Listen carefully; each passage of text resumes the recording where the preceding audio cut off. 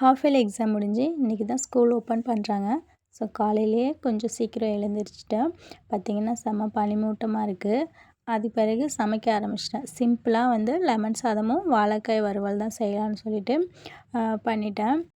நான் லஞ்செல்லாம் பேக் பண்ணிகிட்டு இருந்தேன். அதுக்குள்ளேயுமே தம்பி போய் குளிச்சுட்டு ரெடி ஆகிட்டான். அவனே எல்லாமே ட்ரெஸ் எல்லாம் போட்டுப்பான். ஸோ அது என்னோடய ஹெல்ப் அவனுக்கு தேவையில்ல. ஸோ அவனும் ரெடி ஆகிட்டான். அவனுக்காண்டியே இட்லி பண்ணியிருந்தேன். இட்லியும் பொடியும் வச்சு சாப்பிட்டுட்டான். அதுக்கு பிறகு நானும் குளிச்சுட்டு ரெடியாகி கிளம்பிட்டோம் 2 பேரும். ரொம்ப நாளைக்கு பிறகு ஸ்கூல் போகிற மாதிரி இருக்குது. எனக்கே அந்த ஃபீல் தான். அவனுக்கு ஹாப்பியோ இல்லையோ, எனக்கு ஹாப்பியாக இருக்குது ஸ்கூல் ஓப்பன் பண்ணது. பார்த்திங்கன்னா நாங்கள் போகும்போது நல்ல வெயில் வந்துருச்சு.